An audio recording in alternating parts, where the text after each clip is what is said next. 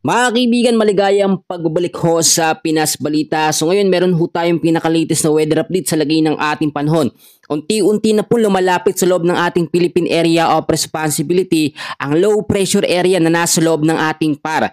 Titignan ho natin kung ito yung magiging malakas na bagyo kapag nasa loob na ng ating area. Well, bago natin ho ipagpatuloy yan, baka naman ho pwede nyo at makikiusap lamang ako na i-like nyo yung ating update, pakishare, at para lumakas po engagement at makaabot sa mga kababayan natin sa malaking bahagi ho no, Luzon, Visayas at Mindanao.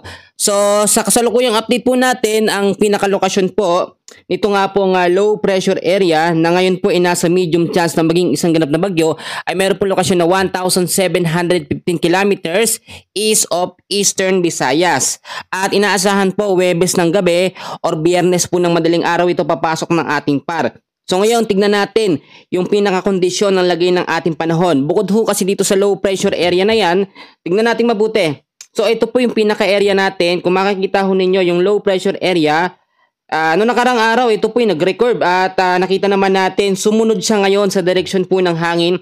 Kung nakikita nyo yung malakas na sirkulasyon ng hangin na yan, yan po yung tinatawag natin na easterlies. Yan po yung malinsangan or mainit na hangin na nanggagaling po sa may karagatang Pasipiko. At kung makikita nyo naman, ang direction po nitong LPA ay possible dumaan muna dyan sa may Eastern Visayas bago ho tumumbok dito po sa may North Luzon. Ngayong hapon ho hanggang sa gabi hanggang bukas ho ng umaga, ang ating forecast weather condition sa area po ng Metro Manila, Visayas, Calabarzon, Mimaropa, Bicol Region, Nueva Ecija, Aurora at ilang bahagi ho ng Bulacan, patuloy po makakaranas ng cloudy skies with scattered rains and thunderstorms dahil po sa easterlies. Yung hangin ho na to, kung nakikita nyo po yung hangin na dumadaloy dyan sa malaking bahagi ho ng Luzon at ilang bahagi ng Eastern Visayas, naapektuhan din ng Mindanao, yan po yung easterlies. At sa ngayon, posible pa rin ng mga pagbabaha at landslide sa mga landslide prone area kapag lumakas pong epekto ng mga pag-ulan, lalong-lalo na po sa bandang hapon at sa medyo paggabi na.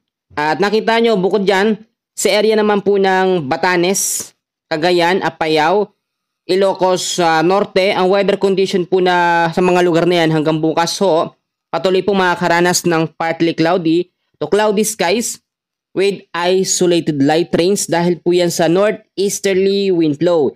Ito pong northeasterly wind flow ay yung mahinang amihan na sumasabay ngayon sa ihip po ng easterlies at nakikita naman natin wala po itong significant na impact.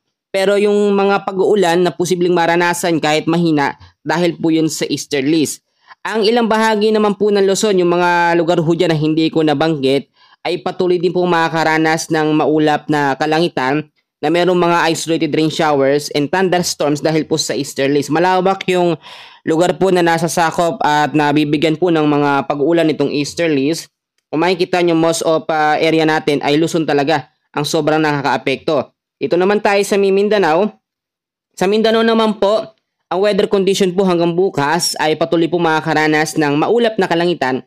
Meron po mga isolated rain showers dahil po yan sa mga localized thunderstorms. So possible impact nito ay pagbabaha at landslide sa mga landslide prone area kapag nagkaroon ng malalakas na mga pag-ulan.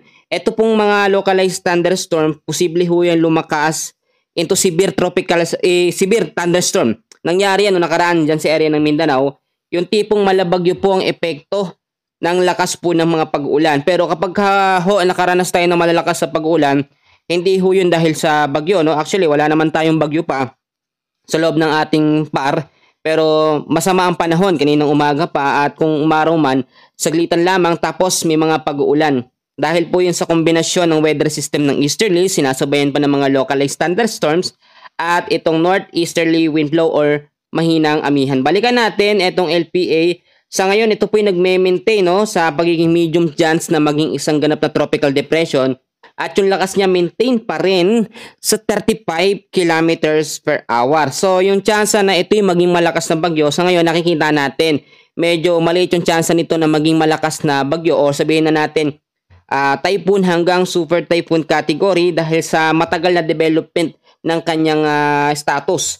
Dapat po kasi kapag malakas na bagyo, from unlikely, low chance, medium chance, nagiging high chance po agad na maging isang ganap na bagyo. Pero dahil nga po malawak yung area na tatawirin niya, bago ho pumasok o tumama sa ating Philippine landmass or sa kalupaan po ng Eastern Visayas at ng Luzon, possible pa yan na magkaroon ng movement or lumakas.